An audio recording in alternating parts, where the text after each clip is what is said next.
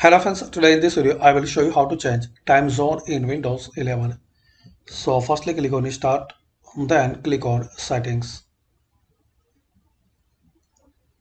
Now here click on time and language, then click on date and time. So here is the option time zone. Click on this drop down.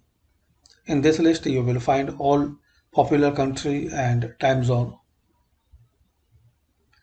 You can select any country which you need,